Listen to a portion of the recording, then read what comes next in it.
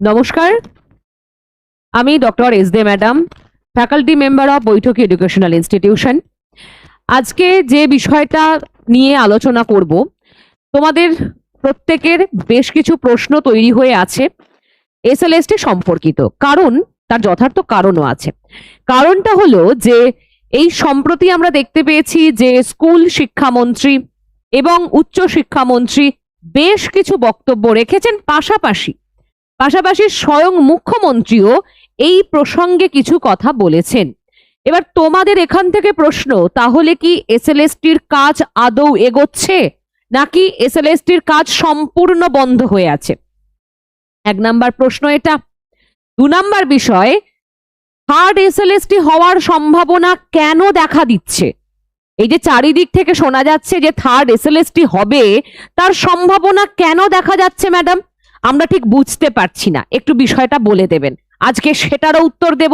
এবং তোমরা এটাও জিজ্ঞেস করেছো 9-10 এর ইন্টারভিউ কবে থেকে শুরু হতে চলেছে, ভেরিফিকেশন আবার কবে শুরু হবে, অর্থাৎ এই যে সমস্ত প্রসেসটায় গতি আবার কবে থেকে আসবে, এই সমস্ত বিষয়টা নিয়ে আজকে এই ভিডিওতে কথা বলবো এবং প্রত্যেকটা যুক্তি তর্ক সহকারে তোমাদেরকে বোঝাবো। তাহলে hello everyone, welcome to বৈঠকি educational institution.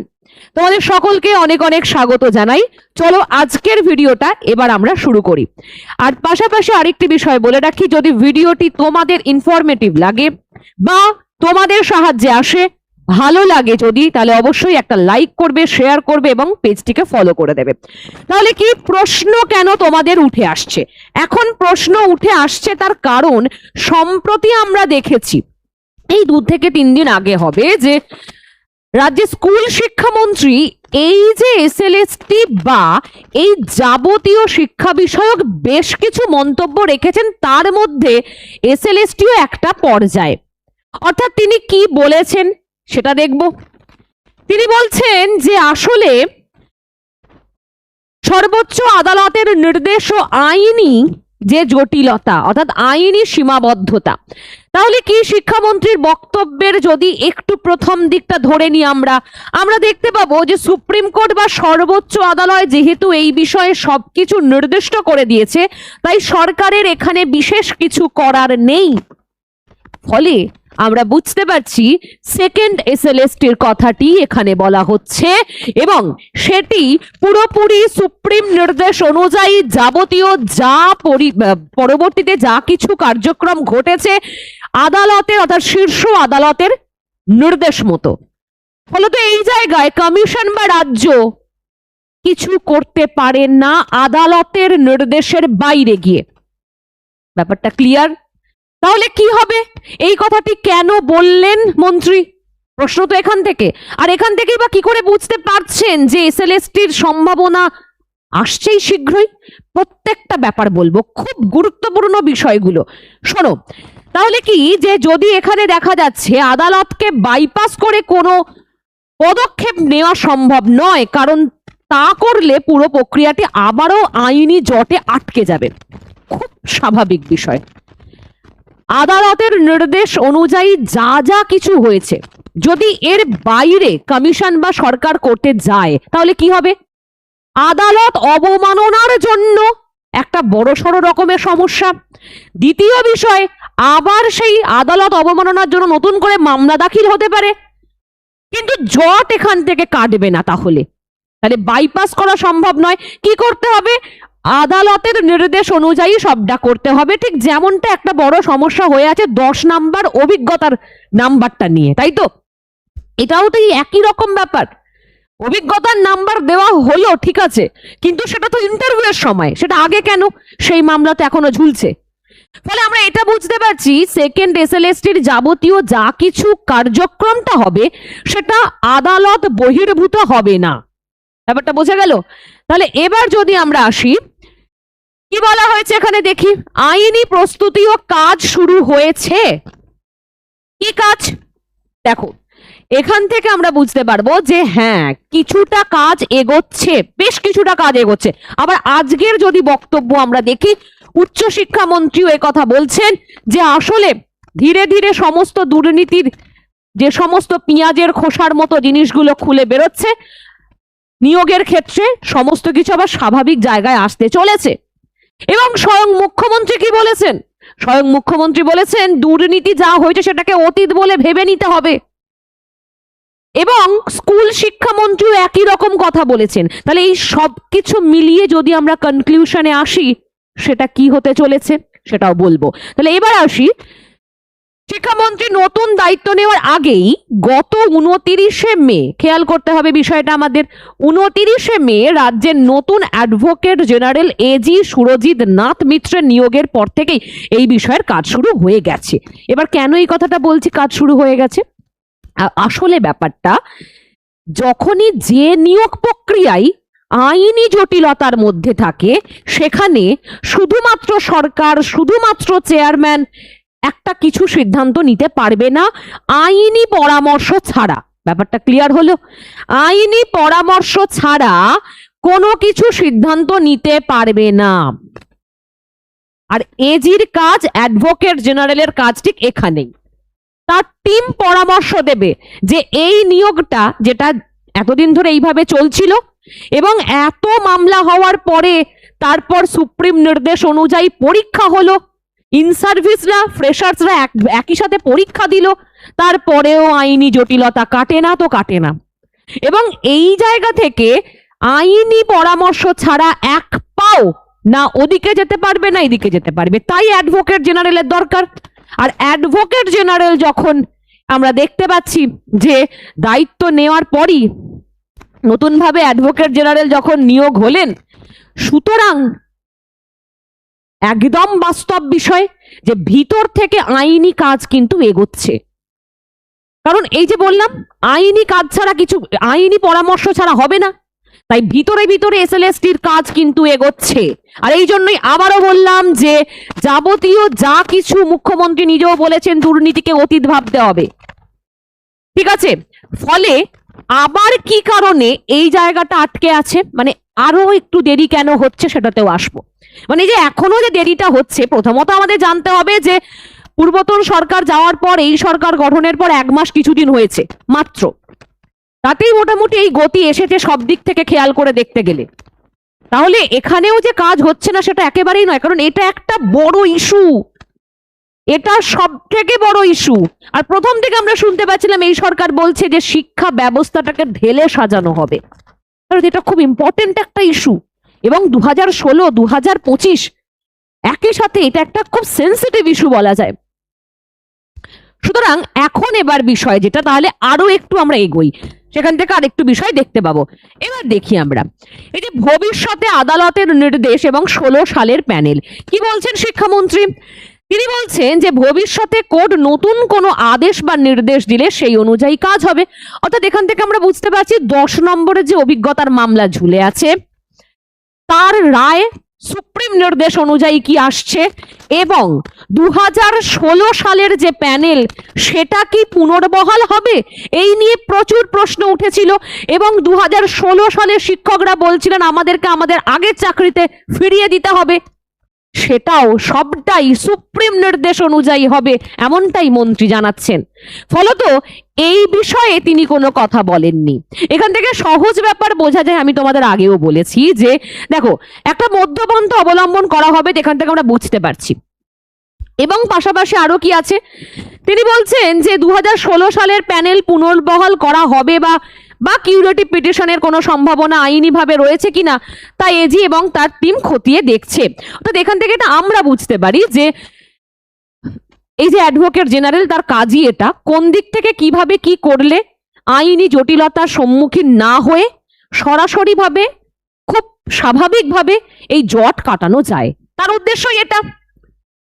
তাহলে এবার কি আছে বিষয়, এবার দেখো স্বচ্ছ নিয়োগের বার্তা। এখানে একটা চমৎকার কথা না স্কুল শিক্ষামন্ত্রী বলেছেন। তিনি বলছেন আদালতের এই হস্তক্ষেপ যদি না থাকতো তবে তারা অত্যন্ত স্বচ্ছ পরিষ্কারভাবে এই নিয়োগ প্রক্রিয়া সম্পন্ন করতে বদ্ধপরিকর ছিল। যদি আদালতের নির্দেশ না থাকতো তাহলে এই প্রক্রিয়াটা খুব ইজিলি হয়ে যেত। যেটা এখন যদি থার্ড এসএলএসটি যখন আসবে, যদি এই মাসে নোটিফিকেশন আসে 2 মাস পর পরীক্ষা হবে, 3-4-5 মাসের মধ্যে সমস্ত কিছু ইন্টারভিউ হয়ে জয়েনিং করিয়ে দেওয়া হবে। স্বাভাবিক জিনিস তো স্বাভাবিকভাবেই এগোয়, যদি কোনো কেস না হয় সেই নিয়োগের ওপর, তাহলে খুব সিম্পল ভাবে 1 বছরের মধ্যে বা 7-8 মাসের মধ্যে কাজ সমাপ্ত হয়ে যাবে। এবার যেমন 9-10 এর একটু বেশি ক্যান্ডিডেট থাকলে বেশি সময় লাগবে, 11-12 এর কম লাগবে, এটাই তো ব্যাপার। কিন্তু এই যে সেকেন্ড এসএলএসটি কিন্তু তেমনটা নয়।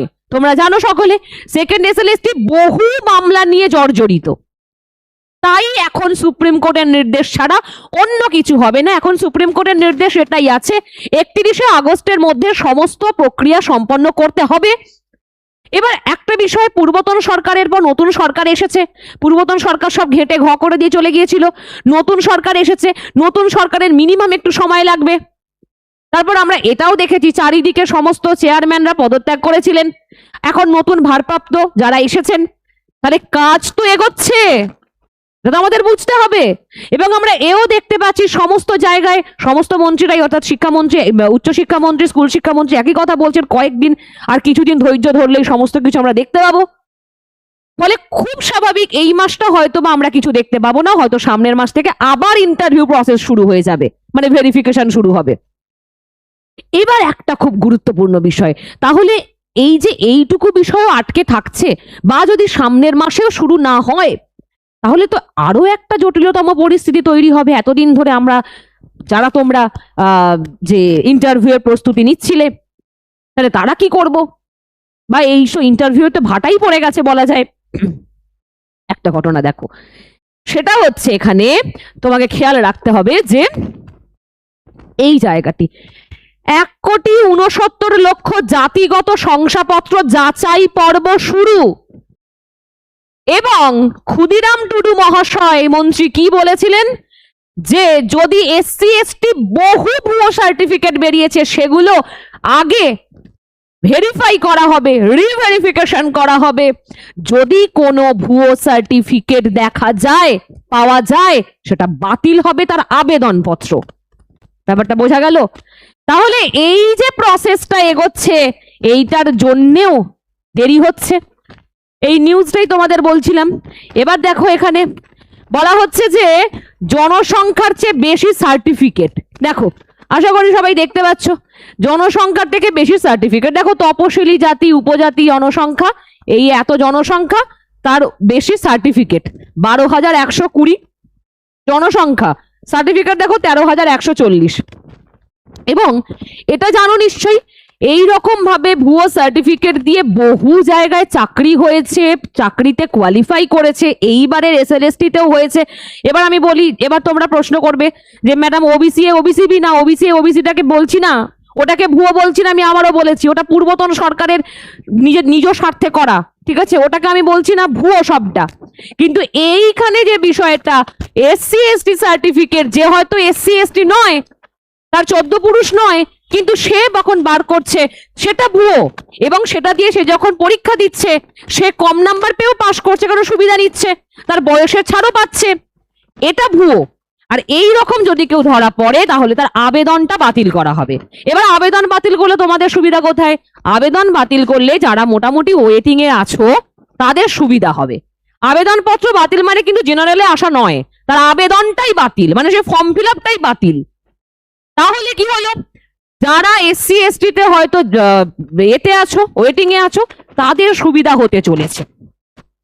আর এটা হবে মন্ত্রী ক্ষুদিরাম টুডু মহাশয় একদম সাফ জানিয়ে দিয়েছেন যে ওই সমস্ত ভুয়ো সার্টিফিকেট বাতিল হবে। সুতরাং এই কারণেও খুব গুরুত্বপূর্ণ বিষয় যে এই কারণেও একটু দেরি হচ্ছে। জনসংখ্যাটা তো কম নয় আমাদের পশ্চিমবঙ্গে, সবকিছু তো এক লহমায় হয়ে যেতে পারে না, তার জন্য তো একটু দেরি হবে। তবে আশা করা যাচ্ছে সামনের মাসের মাঝামাঝি থেকে আবার প্রক্রিয়াটা শুরু হয়ে যাবে, আবার তোমাদের যে ভেরিফিকেশন গুলো চলছিল, এবং সেখানে কিন্তু যেমন সরকার পদক্ষেপ নেবে সেভাবে নেবে। যেমন ওবিসি বি এর জায়গাটি সম্ভাবনা আছে, সেগুলো আবার যদি মানে নতুন ভাবে কিছু হয় তাহলে আবার জেনারেলে যাদের বাতিল হয়েছে তাদের হয়তো আবার সেই জায়গাটা হতে পারে, অথবা ওই বিষয়টা কি এখন কমিশন করবে সবটা ডিপেন্ড করছে। যেমন যে পরীক্ষাগুলো হয়নি, যেমন আমরা যদি খেয়াল রাখি যে সিএসসি হয়নি বলে শুধু ইন্টারভিউর ফর্ম ফিল আপ চলছিল বলে মাঝখান থেকেই অলরেডি 25 তারিখে একটা নোটিশ আসতে চলেছে এডিট অপশন দিয়ে। এডিট অপশনে গিয়ে কাস্ট সার্টিফিকেট এডিট করা যাবে। এবার কেন দেওয়া হলো ওটা? কারণ হচ্ছে যারা ওবিসি এ ওবিসি বি করেছিল ফর্ম ফিল আপের সময়, যখন এই সরকার আসেনি তার আগে, সুতরাং ওবিসি এ ওবিসি বি ছিল। এবার এখন 66টি সম্প্রদায়ের ভুক্ত যারা আছে তারা হয়তো তারা ওখানে যাতে কারেকশন করে নিতে পারে সেই জায়গাটা চলে এসেছে, কারণ ওটা এখনো সম্পন্ন হয়নি, মানে পরীক্ষা এখনো ইন্টারভিউ হয়ে যায়নি বলে এটা করা গেছে। এবার এই ক্ষেত্রে একটু জটিলতম ব্যাপার আছে ওবিসি এ ওবিসি বি নিয়ে, কারণ হচ্ছে যে অলরেডি তো পরীক্ষা হয়ে গেছে, পরীক্ষা হয়ে লিস্টও বেরিয়ে গেছে, তালিকাও বেরিয়ে গেছে, সেই অনুযায়ী তোমাদের নামও উঠে গেছে। তাহলে এটা এবার কমিশন কিভাবে কি করবে সেটা দেখার বিষয়, যে এখান থেকে কি শর্ট লিস্টেড হবে ওবিসি এ ওবিসি বি, বা যারা হচ্ছে যে বাদ গেল ওবিসিরা তারা তো জেনারেলে যাবে, কারণ জেনারেলের জায়গাটা আবার রিজার্ভেশন বেড়েছে, তাদের যেটা মানে পার্সেন্টেজ সেটা তো বেড়েছে। তাহলে সুতরাং হচ্ছে এখান থেকে আমরা খেয়াল রাখতে হবে যে কমিশন এখন কি করবে। তবে আশা করা যাচ্ছে সামনের মাসের মাঝামাঝি থেকে ভেরিফিকেশন আবার শুরু হতে চলেছে, কারণ এই যে এতগুলো পয়েন্ট আমি বললাম এর ভিত্তিতে, ঠিক আছে, এর ভিত্তিতেই শুরু হতে চলেছে। এখন একটু সময় লাগবে, আর একটা মাস লাগতে পারে, তারপর শুরু হয়ে যাবে আবার। এবার তোমাদের লাস্ট প্রশ্নের উত্তর দেব। ম্যাডাম তাহলে এখনো সেকেন্ড এসএলএসটি তো হলো না, ইন্টারভিউ তো হলো না ম্যাডাম, থার্ড এসএলএসটি আসবে বলছে, সবাই কি করব? করবো নাকি সবাই মিথ্যে কথা বলছে? দেখো একটা কথা খুব সত্য, সেকেন্ড এসএলএসটির ব্যাপারটা বিভিন্ন জটের মধ্যে আটকে আছে, তাই এত দেরি হচ্ছে। কারণ এই সরকার বলেই দিয়েছে আমরা নিয়োগ করব, আমরা শিক্ষা ব্যবস্থাকে ঢেলে সাজাবো, এবং আমরা এটাও খেয়াল করেছি 15,000 9, 10 আর 15,000 11, 12 আমাদের শূন্য পদ আছে।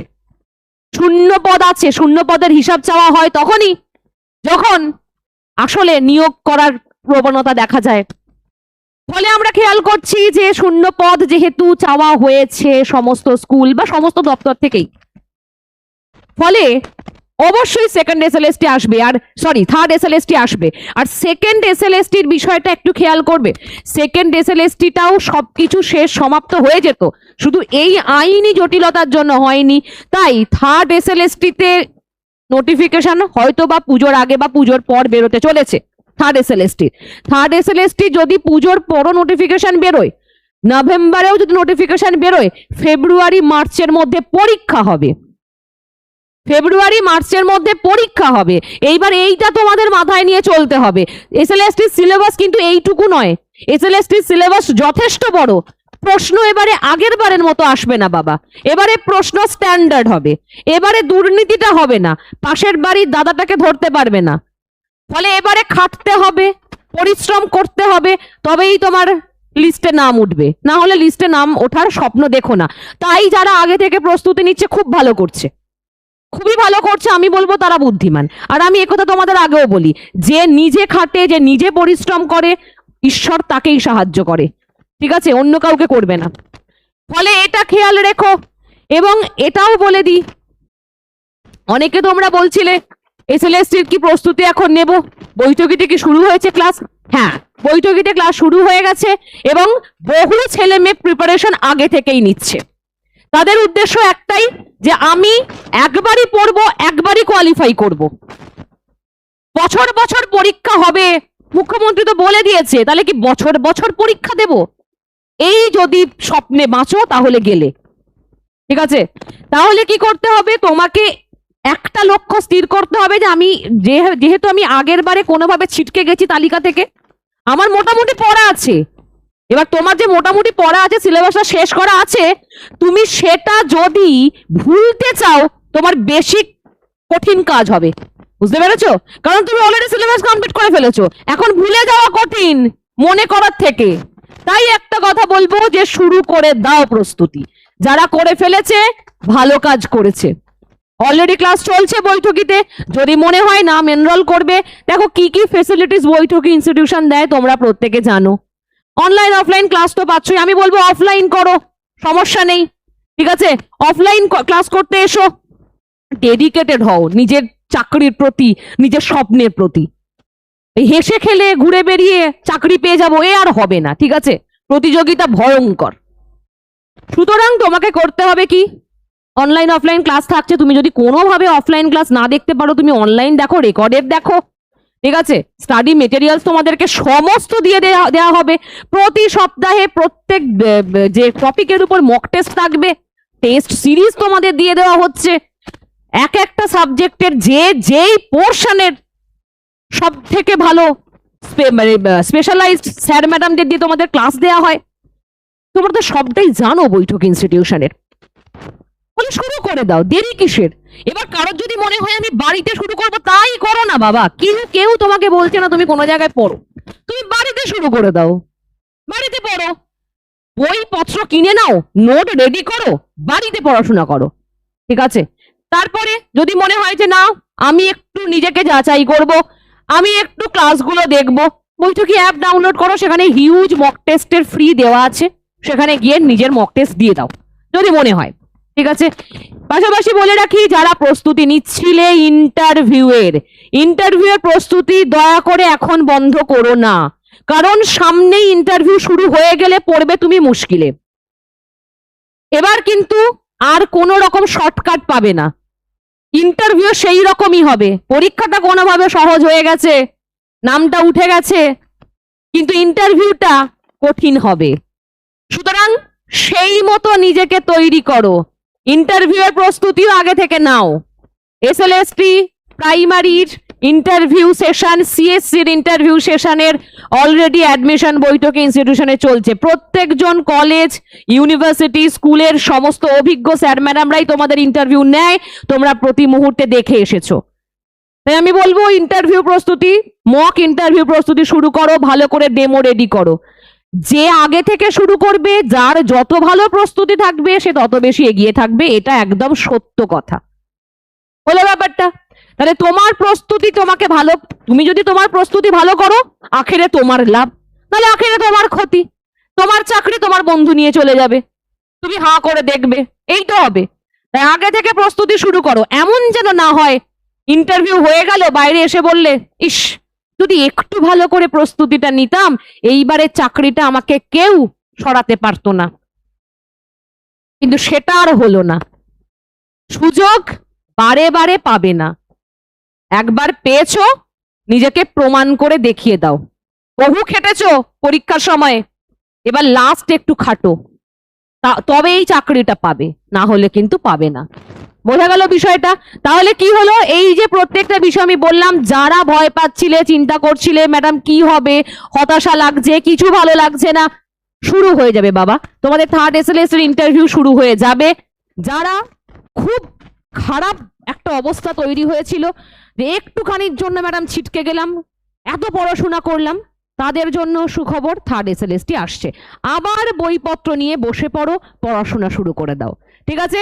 এরপর যদি কোনো প্রশ্ন থাকে তো আমাকে কমেন্ট করে জানাবে অথবা ফোন করবে, আর সব থেকে ভালো অপশন দমদমে সেন্টারে চলে আসবে, ঠিক আছে? চলো দেখা হবে অন্য কোনো ভিডিওতে।